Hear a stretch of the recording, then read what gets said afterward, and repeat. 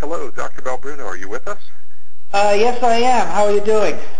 Oh, we are doing absolutely fantastic here. We're sitting outdoors right now and with about 500 international participants, instructors and managers from all around the world sitting under the stars and just looking forward to the opportunity to speak with you. Thank you so much for joining us again. Yeah, this is, for me, a real thrill. It's my second time, as you know, and last year was a memorable experience for me to have the opportunity to address the future leaders of science and technology in Romania. Well, we certainly love having you here. Your background is just so fascinating. The fact that you have such great achievements, not only in the fields of art, but you've actually also worked with some of the most prestigious scientific organizations in the world, organizations like NASA, Princeton University, the Jet Propulsion Lab, and you've done some remarkable work in that field. And I know that's not the subject of this today, but before we started, we all have to say, on behalf of the United Nations, the World Genesis Foundation, and all the participants, instructors, and managers here, thank you so much for joining us. Well, thank you so much, too. It's like I say, it's a real honor. Okay, well, we're going to go ahead and turn it over to you. We'll have your presentation up so the youth can see your slides, and I turn it over to you, Dr. Belbruno. Well, thanks. Hello, everybody. This is actually lasers, as Dr. Anderson referred to. Well, he didn't refer to that, but lasers is actually not my main field. My main field is in the sciences, that is to find low energy trajectories from Earth to the Moon and beyond. And that's what I talked about last year. And I have a couple of books on the topic, and a popular book, which I'll just say it right now to get out of the way. I'm not doing this to promote my book, but it's a really cool book. It's called Fly Me to the Moon, and that's Princeton University Press. And if you just Google on that, you'll get it. And so, yeah, my work is pretty much, the serious work in the space has been to design new ways to get to the Moon and beyond using chaos theory. And in 1991, I was very fortunate to have rescued a Japanese lunar spacecraft that was a failed mission, and actually resurrect that mission and get their spacecraft to the Moon using a brand new route that took 3 months instead of the usual 3 days. And that was the first time that was ever demonstrated. And just for an update on that, for those who heard this last year, NASA has a mission to the Moon called the Grail mission, and that's going to be using the same route that we used back in 1991 for the Japanese Hi-10 spacecraft. It's called Hi-10, but they're going to be using it again when the Grail spacecraft launches probably next year, so that's very exciting. But I don't want to talk about that. This topic is totally different, and it's a really cool topic, and I've spent a lot of my, not a lot, but a bit of my years in the sciences with studying actually a little bit about lasers. And you can see here on the first slide of my talk, lasers on the Earth and in space. And lasers actually is a very exciting topic, and it's actually a technology which is new.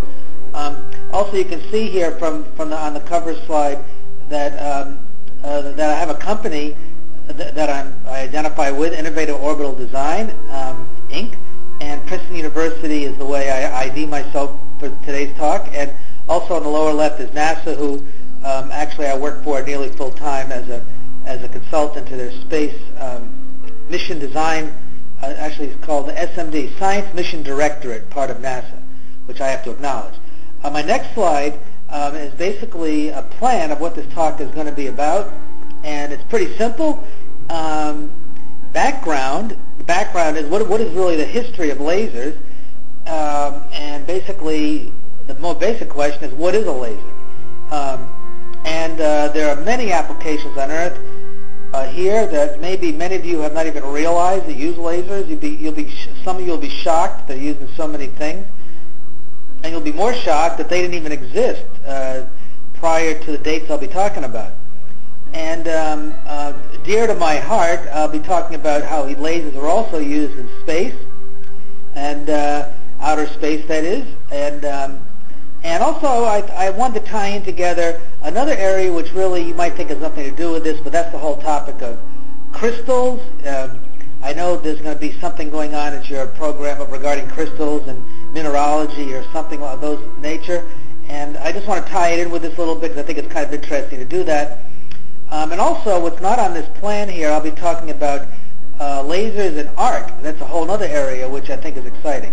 So that's sort of the plan here, and this is going to be a cool talk. There's no mathematics here. It's a fun talk, really, and I hopefully put some cool-looking pictures. So let's talk about the background, because the background of lasers is really exciting. You know, many of you use the term laser, but if you really thought about what that word is, well, it's got a fancy-sounding name. It's light amplification by stimulated emission of radiation. So it's a mouthful, and for those of you who have given lectures, you use what's common today, which is actually just a new invention over the past 10 years, laser pointers. And, you know, if you were to go into a store and say, I'd like to have a light amplification by stimulated emission of radiation pointer, they wouldn't know what you were talking about. But if you said I want a laser pointer, of course everyone knows what that is. So before I even talk about lasers, where the heck did the idea really come from? I mean, whoever thought of a laser? You know, the basic fundamental idea.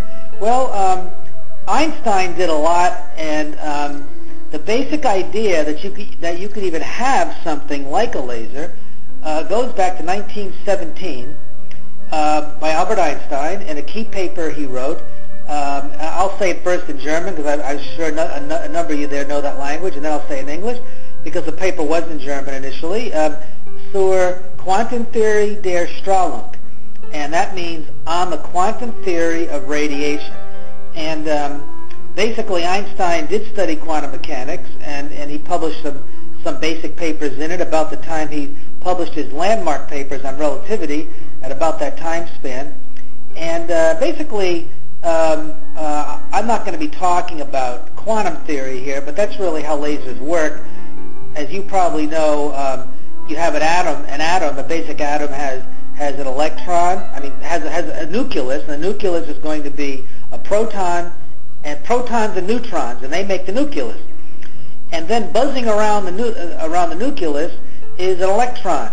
An electron buzzes around, and electrons move very, very fast.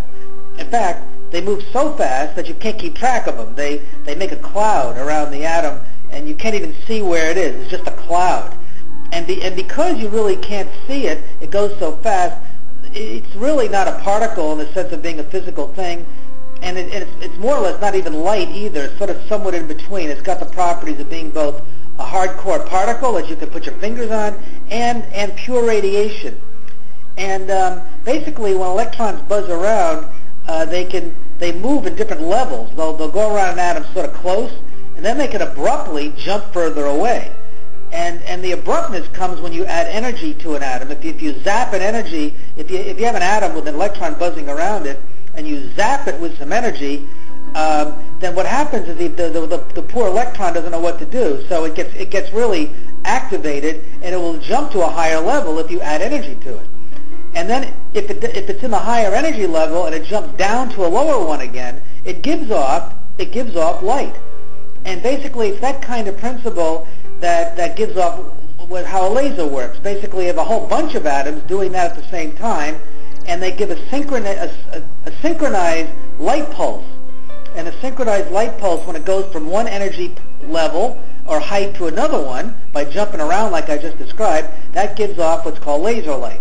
Now, that's about all I want to talk about, but that's what's in Einstein's paper there. And he never even used the word laser.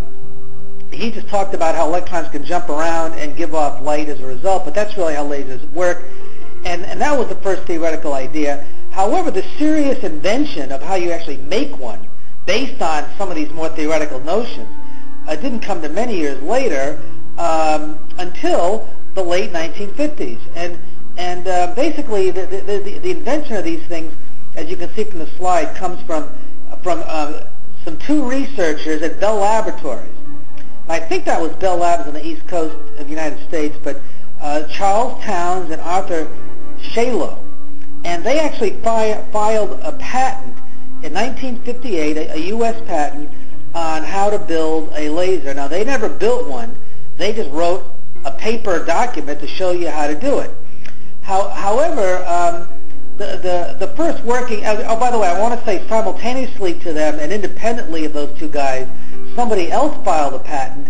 His name is Gordon Gould, and he was actually a PhD student. He was not a hardcore scientist working already in the field and getting a salary and all that. He was a lowly graduate student, a PhD student, and he was a brilliant guy. And in any event, he actually made his own patent. And in the patent, I think his was in 1957 also, was simultaneously to theirs. However, he wasn't awarded the patent. The patent went to Bell Labs. And he felt really wrong by that, and as you can imagine, he was really upset because, as you know, I'll get into it in a moment, lasers have worked out to be unbelievably important in our society, with billions and billions of dollars at risk, and he knew that what was at stake here, and he didn't get that patent. But although he had notes, handwritten notes, that proved that he actually had the idea first, and it was those notes that he saved that eventually got him awarded the patent many years later, 1987. And the Bell Labs tried to fight that. They didn't want to have this guy have the patent because they already gave it to two of their own people, Charles Towns and Arthur Shalow. They fought him, but he won. And I remember reading the papers the day he won that. He was actually granted the patent because he saved one of his notes from his notebook. So for you students out there, I got to tell you, if you get any really cool ideas and you think that some way down the road they're going to be worth something, you write them down.